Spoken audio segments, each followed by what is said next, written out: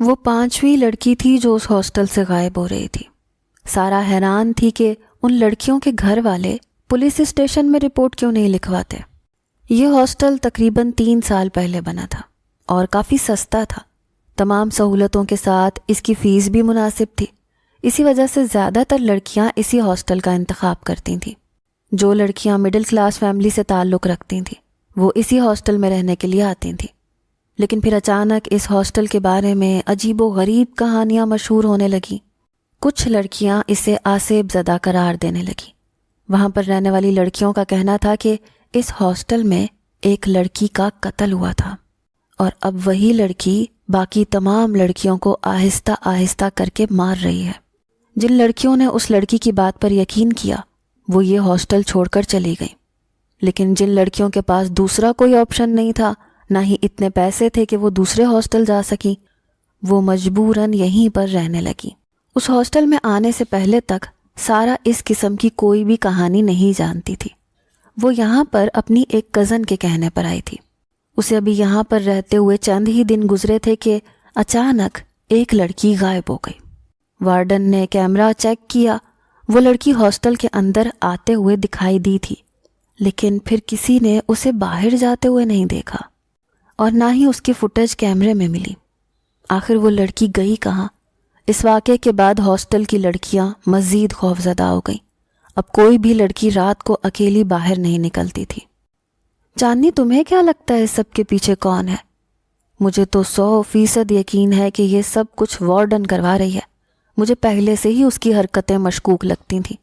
اور تم نے دیکھا نہیں غائب ہونے والی لڑکیوں کے گھر میں کیسے وہ انہیں کال کر کے بتاتی ہے کہ وہ اپنے کسی یار کے ساتھ بھاگ گئی ہیں؟ وہ یہ سب کچھ صرف اس لیے کر رہی ہے تاکہ ان کے گھر والے پولیس میں رپورٹ نہ کروائیں۔ اور تم تو اچھی طرح جانتی ہو مڈل کلاس فیملی کے پاس ایک عزت کے علاوہ اور کچھ بھی نہیں ہوتا۔ اسی وجہ سے وہ لوگ اپنی بیٹیوں کی دوبارہ خبر نہیں لیتے اور انہیں اپنے لیے مار دیتے ہیں۔ اگر ہمارے ساتھ ایسا ہوا تو کیا ہمارے گھر والے بھی یہی کریں گے؟ سارا نے پریشانی سے چاندنی سے پوچھا۔ جہاں تک مجھے اندازہ ہے ایسا ہی کریں گے۔ ہمیں چاہیے کہ ہم اپنے گھر والوں کو پہلے ہی اس سب کے بارے میں باخبر کر دیں تاکہ بعد میں ہمارے لیے کوئی مسئلہ نہ بنے۔ تم پاگل ہو گئی ہو؟ اگر میں نے اپنے گھر میں یہ سب بتایا تو وہ مجھے ہاسٹل سے تو کیا یونیورسٹی سے ہی اٹھا لیں گے اور ہمیشہ کے لیے گھر میں بٹھا لیں گے، جبکہ میں نے پڑھنا ہے اور ایک بڑے مقام تک پہنچنا ہے۔ تمہیں نہیں پتا کہ میں یہاں تک کتنی مشکل سے آئی ہوں۔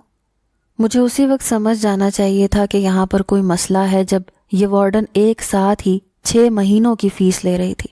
میں نے تو یہ سوچ کر فیس دی تھی کہ کم ہے اور 6 مہینے آرام سے نکل جائیں گے، ایک سیمسٹر پورا ہو جائے گا اور اتنا خرچہ بھی نہیں آئے گا، ساتھ ہی کوئی نوکری کر لوں گی۔ لیکن اب نہ تو کوئی نوکری مل رہی ہے، نہ ہی ہاسٹل میں چین سے پڑھا جا رہا ہے۔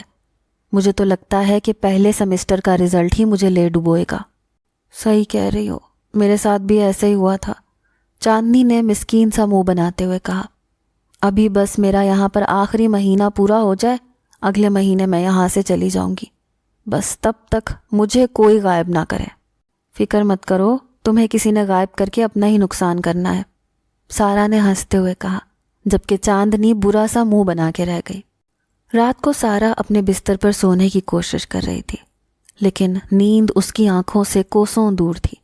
اس کی سب سے بڑی وجہ یہ بھی تھی کہ کل اس کی پریزنٹیشن تھی۔ وہ زندگی میں پہلی بار پریزنٹیشن دینے جا رہی تھی۔ اس کا گروپ بھی جس لڑکے کے ساتھ بنا تھا وہ یونیورسٹی کا سب سے لوفر اور کام چور لڑکا تھا۔ وہ اسی وجہ سے کافی پریشان تھی، نہ جانے کل کیا ہوگا۔ ارسلان پریزنٹیشن تیار کر کے بھی آئے گا یا نہیں؟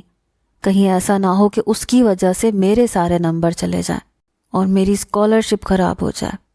ہزاروں طرح کی فضول سوچیں اس کے دماغ میں گردش کر رہی تھیں، حالانکہ اس نے سب کچھ یاد اور تیار کر لیا تھا۔ اچانک اسے گیلری میں کوئی چیز گرنے کی آواز آئی، اس کے بعد اسے سرگوشیوں کی آواز آئی۔ یوں لگ رہا تھا جیسے کافی لوگ کھڑے آپس میں باتیں کر رہے ہوں۔ اس نے پاس لیٹی چاندنی کو جگانے کی کوشش کی، لیکن وہ گہری نیند میں تھی۔ سارا کو اب پریشانی اور تجسس ہونے لگا۔ کیا مجھے باہر جا کر دیکھنا چاہیے؟ وہ خود سے سوال کرنے لگی اور پھر تجسس کے ہاتھوں مجبور ہو کر باہر نکل آئی۔ اس نے دیکھا باہر گیلری میں اندھیرا پھیلا ہوا تھا، جبکہ عموماً رات کے وقت بلب روشن ہوتا تھا۔ وارڈن نے گیلری کا بلب بند کرنے سے سختی سے منع کیا تھا۔ اچانک اس کی نظر گیلری کے آخر میں کھڑی وارڈن پر پڑی، جو فون پر کسی سے بات کر رہی تھی۔ فون کی روشنی اس کے چہرے پر پڑ رہی تھی اور اس کے چہرے پر پریشانی کے تاثرات تھے۔ اچانک روم نمبر 9 کا دروازہ کھلا، وہاں سے ایک لڑکی چکراتی ہوئی باہر نکلی۔ تھوڑی دیر بعد اس کے ساتھ ہی دوسری لڑکی نکلی جو اس چکراتی ہوئی لڑکی کو سنبھالنے کی کوشش کر رہی تھی۔ یوں لگ رہا تھا جیسے کسی نے اسے نشے کی دوا دی ہو۔ وہ بہت مشکل سے چل پا رہی تھی اور اس سے اپنے آپ کو سنبھالنا مشکل ہو رہا تھا۔ یہ دیکھ کر سارا کو گڑبڑ کا احساس ہوا۔ وہ جلدی سے تھوڑا پیچھے ہو کر کھڑی ہو گئی۔ اب وارڈن لڑکی سے کوئی بات کر رہی تھی۔ تھوڑی دیر بعد وہ تینوں وہاں سے چلے گئے۔ سارا کو اب سیڑھیاں اترنے کی آواز آ رہی تھی۔ جب سارا کو یقین ہو گیا کہ وہ سیڑھیاں اتر چکے ہیں تو وہ تیزی سے بھاگتی ہوئی ان کے پیچھے گئی۔ تب تک وارڈن اور وہ لڑکی دروازے سے باہر نکل چکے تھے۔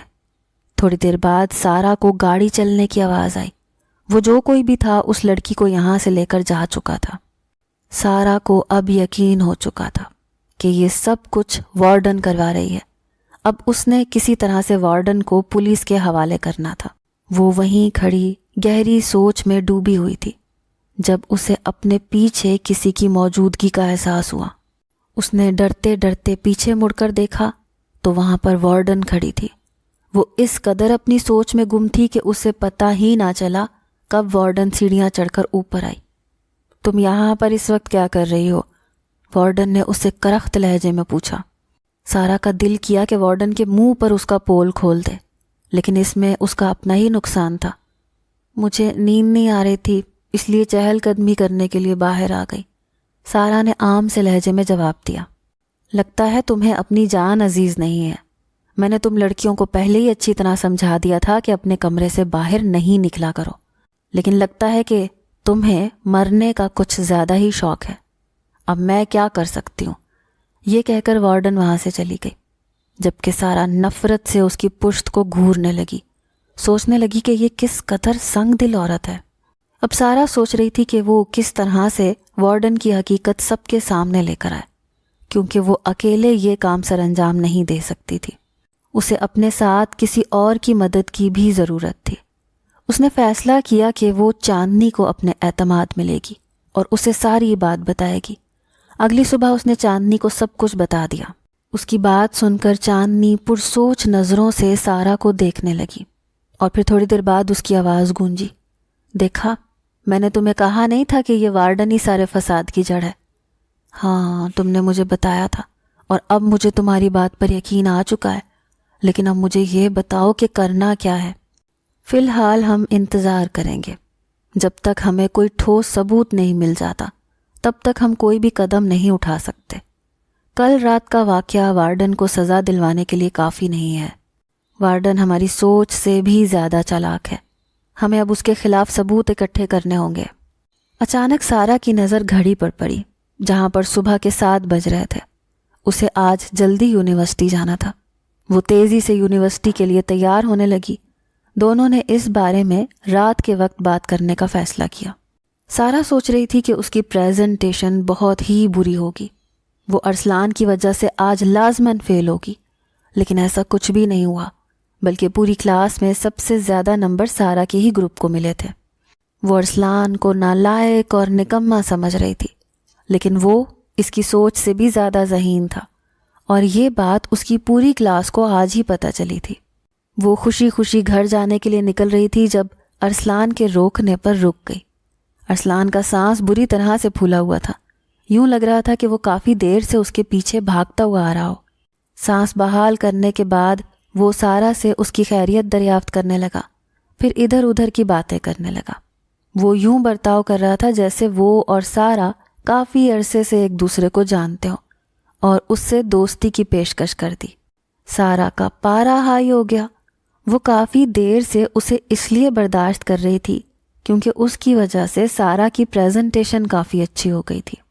اس نے سخت لہجے میں ارسلان کو سمجھا دیا کہ وہ اپنے کام کے علاوہ کوئی بات مت کیا کرے۔ وہ اپنے ہاسٹل کے لیے نکل پڑی۔ آج نہ جانے کیوں اس کا ہاسٹل جانے کا دل نہیں کر رہا تھا۔ اسے اپنے گھر والوں کی بہت یاد آ رہی تھی۔ 1 مہینہ ہو گیا تھا اسے یہاں پر آئے ہوئے۔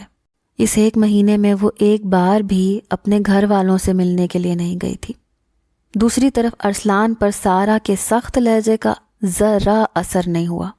وہ ذہنی طور پر تیار تھا اور سارا سے وہ اسی قسم کے رویے کی توقع کر رہا تھا۔ یہ نہیں تھا کہ ارسلان بہت گیا گزرا تھا، بہت اچھا خاصا شکل و صورت کا آدمی تھا اور اس کا فیملی بیک گراؤنڈ بھی بہت مضبوط تھا۔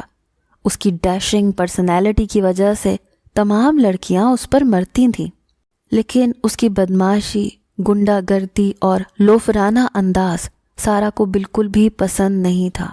وہ اس قسم کے لڑکوں سے نفرت کرتی تھی۔ وہ ان لڑکیوں پر حیران ہوتی تھی جو ارسلان کو ایک نظر دیکھنے کے لیے مری جاتی تھیں۔ آج بھی جب ارسلان نے سارا کو روکا اور اس سے بات کر رہا تھا، تب اس کے آس پاس کی ساری لڑکیاں ان دونوں کو دیکھ رہی تھیں۔ کچھ لڑکیوں کا تو بس نہیں چل رہا تھا کہ وہ سارا کو کھا جائیں۔ سارا ہاسٹل کے اندر داخل ہوئی۔ وہ ذہن میں یہی چیزیں سوچ رہی تھی کہ آج پھر اسے یہ خبر ملے گی کہ ایک لڑکی غائب ہو گئی ہے، لیکن ایسا کچھ بھی نہیں ہوا۔ سارے ہاسٹل میں بالکل سکون تھا۔ وارڈن ہمیشہ کی طرح اپنے آفس میں بیٹھی کسی سے باتوں میں مصروف تھی۔ وارڈن کو دیکھ کر سارا کو نہ جانے کیوں غصہ آنے لگا۔ آج وہ وارڈن کو سلام کیے بغیر ہی اوپر چلی گئی۔ یہ بات وارڈن نے بھی نوٹ کی تھی، لیکن اس نے کوئی خاص توجہ نہیں دی۔ سارا اسی کمرے میں گئی جہاں سے کل نشے کی حالت میں لڑکی کو باہر نکلتے ہوئے دیکھا تھا۔ وہ اس کی روم میٹ سے باتیں کرنے لگی۔ اس کے ساتھ ساتھ وہ اس کے چہرے کے تاثرات کو نوٹ کر رہی تھی، لیکن اس کے چہرے کے تاثرات بالکل نارمل تھے۔ کافی دیر وہاں بیٹھنے اور اس لڑکی سے باتیں کرنے کے بعد جب سارا کو کچھ معلوم نہیں ہو سکا تو سارا نے اس سے اس کی روم میٹ نور کے بارے میں پوچھا، لیکن اس لڑکی نے سارا کو یہی کہا کہ وہ اپنے گھر گئی ہے، اس کی طبیعت ٹھیک نہیں تھی۔ سارا خاموش ہو گئی اور اپنے کمرے میں آ گئی۔ وہ اب چاندنی کے واپس آنے کا انتظار کر رہی تھی، لیکن وہ سارا دن یوں ہی گزر گیا۔ چاندنی اپنے کمرے میں واپس نہیں آئی۔ جب سارا صبح سو کر اٹھی تو اس نے دیکھا چاندنی کا بستر ویسے ہی پڑا تھا، یعنی وہ رات کو بھی نہیں آئی۔ سارا نے یہی سوچا کہ وہ اپنے گھر چلی گئی ہوگی۔ اکثر ایسا ہی ہوتا تھا کہ چاندنی کا جب دل کرتا تھا اپنے گھر چلی جایا کرتی تھی۔ وہ کسی کو یہ بات بتانا بھی پسند نہیں کرتی تھی۔ ہاسٹل کی وارڈن سے اکثر اس کی اسی بات پر لڑائی ہوتی تھی، کیونکہ ہاسٹل کا رول تھا کہ جس نے بھی اپنے گھر جانا ہے وہ پہلے رجسٹر پر اپنا نام درج کروا کر جائے گا۔ سارا یونیورسٹی جا رہی تھی جب اسے ایک لڑکی کے رونے کی آواز آئی، اور یہ آواز 3 فلور سے آ رہی تھی۔ اس نے اپنا رخ 3 فلور کی طرف کر لیا۔ اس نے دیکھا وہاں پر ارم زمین پر بیٹھی پھوٹ پھوٹ کر رو رہی تھی۔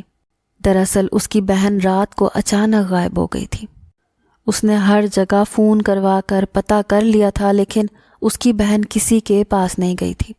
اب وہ وہاں پر بیٹھی وارڈن سے لڑ رہی تھی اور ان سے سوال کر رہی تھی، جبکہ وارڈن کا ہمیشہ کی طرح یہی جواب تھا کہ میں نے اسے ہاسٹل کے اندر داخل ہوئے دیکھا ہے، لیکن ہاسٹل سے باہر جاتے ہوئے نہیں دیکھا۔ اب تم ہی بتاؤ اس سب میں کیا کر سکتی ہوں؟ یقیناً اپنے کسی یار کے ساتھ بھاگ گئی ہوگی۔ تمہارے لیے اچھا یہی ہے کہ اسے بھول جاؤ۔ اگر نہیں بھول سکتی تو فی الحال یہاں سے چلی جاؤ، ہمارا دماغ مت خراب کرو۔ ہم نے تم لوگوں کو پہلے ہی کہا ہے کہ اگر تم لوگوں نے یہاں نہیں رہنا تو بے شک چلے جاؤ، بعد میں یہ فضول کے ڈرامے نہ کیا کرو۔ وارڈن کڑوے لہجے میں اپنی تقریر سنا کر چلی گئی، جبکہ سارا اس لڑکی کے قریب بیٹھ کر اسے تسلی دینے لگی۔ وہ لڑکی سارا کا سہارا پا کر مزید بکھر گئی۔ سارا نے آج یونیورسٹی جانے کا فیصلہ ملتوی کر دیا۔ اس نے وہ آدھا دن اسی لڑکی کے ساتھ گزارا۔ اس لڑکی نے سارا کو بتایا کہ رات کو وہ دونوں بہنیں ہمیشہ کی طرح سونے کے لیے لیٹی تھیں، لیکن جب وہ صبح سو کر اٹھی تو اس کی بہن اس کے ساتھ موجود نہیں تھی۔ کیا رات کے وقت تم نے بھی کچھ غیر معمولی چیز محسوس کی؟ سارا نے اس سے دوبارہ سوال کیا۔ سارا کی بات سن کر وہ لڑکی گہری سوچ میں ڈوب گئی۔ ہاں، ایک بات تھوڑی عجیب تھی۔ رات کو ایک دم ہی ہم دونوں کو بہت شدید نیند آنے لگی تھی۔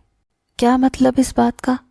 مطلب یہ کہ ہم دونوں معمول کی طرح بیٹھے باتیں کر رہے تھے، جب اچانک ہی دونوں کو نیند کے جھونکے آنے لگے، جس کی وجہ سے ہم دونوں ہی سونے کے لیے لیٹ گئے، ورنہ پہلے تو ایسا ہوتا تھا کہ ہم دونوں کافی دیر تک بستر پر لیٹے رہتے تھے، لیکن نیند لیٹ آتی تھی۔ یوں لگ رہا تھا جیسے کسی نے ہوا میں کچھ ملا دیا ہو، جیسے کوئی نشہ آور دوا۔ سارا نے اس سے سوال کیا۔ ہاں، ایسا ہی محسوس ہو رہا تھا۔ سارا کی نظروں کے سامنے کچھ دن پہلے والا واقعہ گھومنے لگا۔ اس رات اس لڑکی کی بھی حالت یوں تھی جیسے اس نے نشہ کیا ہو۔ رات کے وقت سارا وارڈن سے بات کرنے کے لیے اس کے آفس میں گئی، لیکن وارڈن اپنے آفس میں موجود نہیں تھی۔ سارا آفس میں بیٹھ کر اس کا انتظار کرنے لگی، اس کے ساتھ ساتھ وہ پورے آفس کا جائزہ لے رہی تھی۔ اچانک اس کی نظر ایک اسپرے کی بوتل پر پڑی۔ سارا نے دیکھا کہ وہ بے ہوشی والا اسپرے تھا۔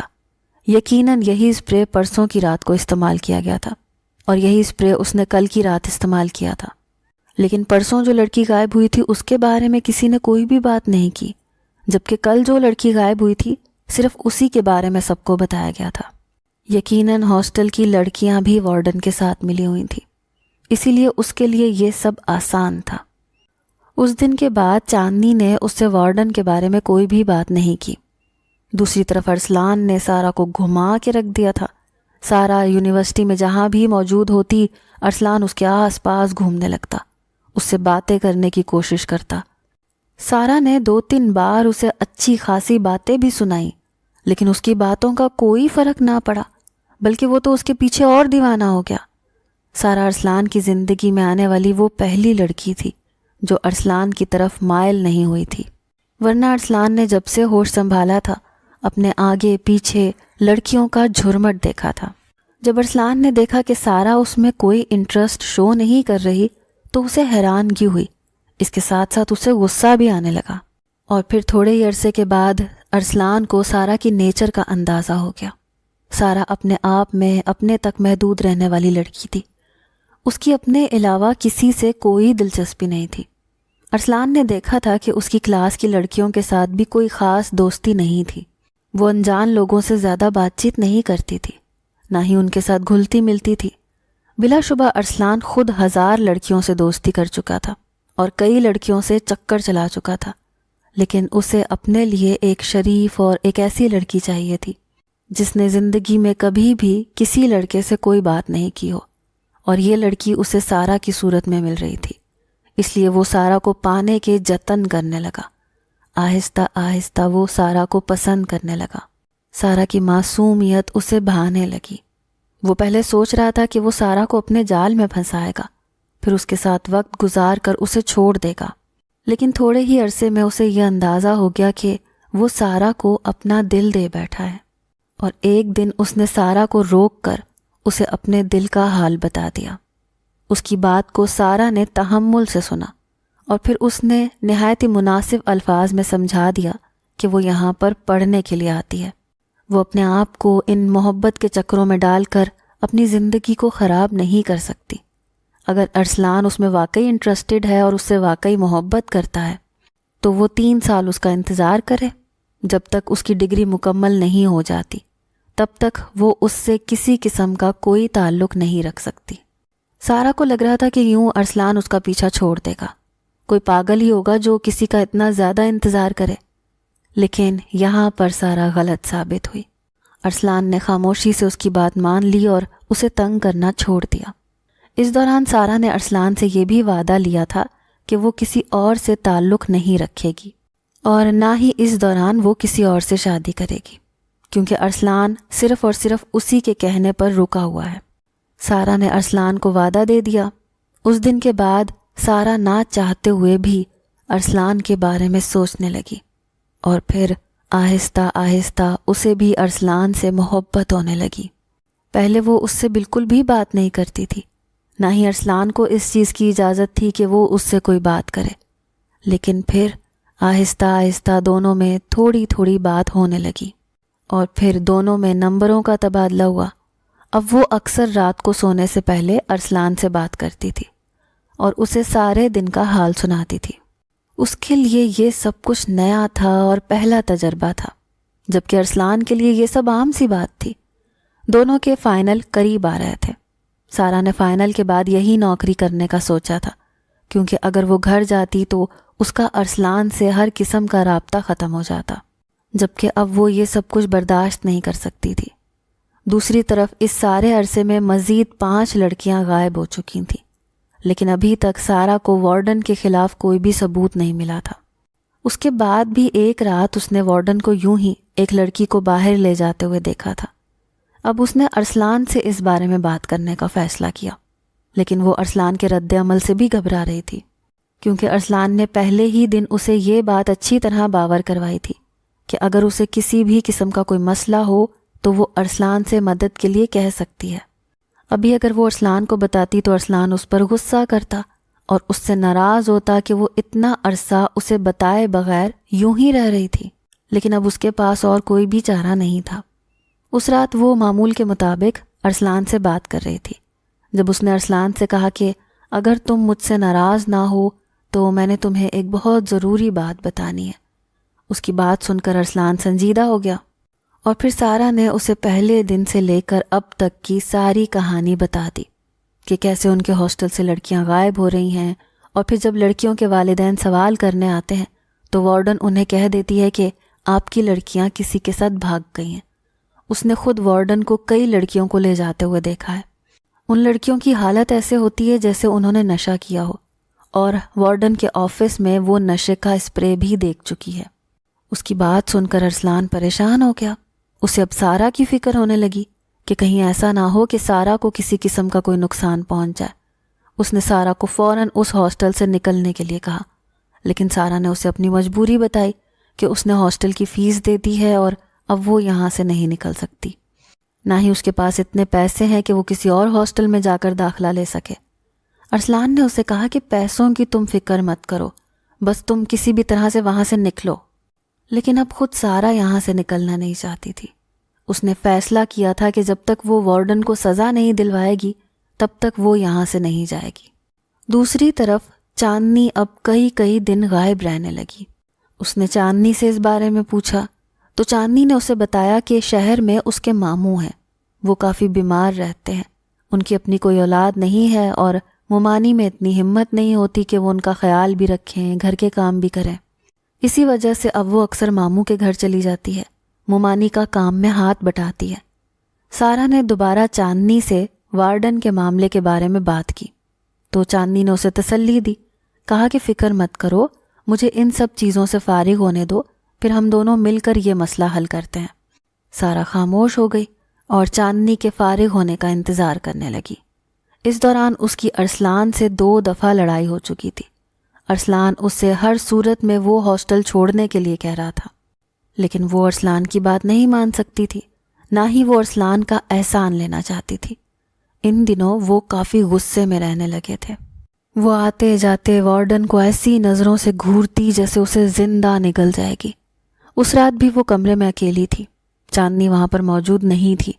اسے اکیلے نیند نہیں آ رہی تھی۔ آج نہ جانے کیوں اس کا دل بھی گھبرا رہا تھا۔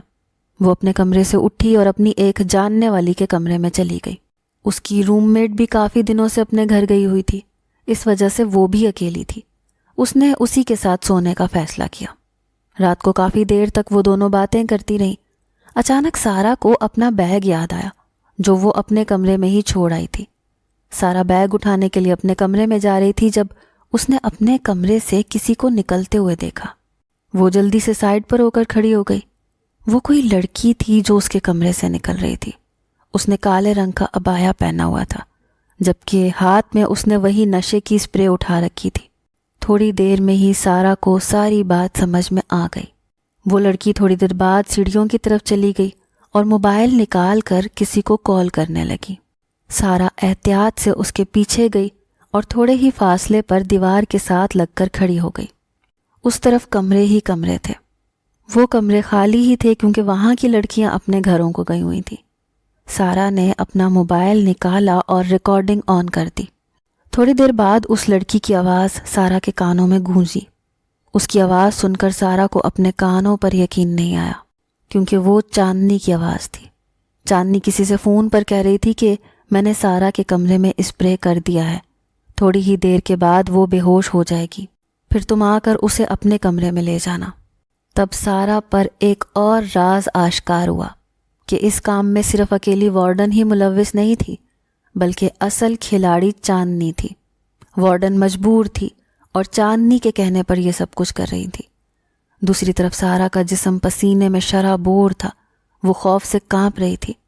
چاندنی کال کر کے سیڑھیاں اتر کر نیچے چلی گئی جبکہ سارا تیزی سے اپنے کمرے میں آئی اور ارسلان کو کال کرنے لگی۔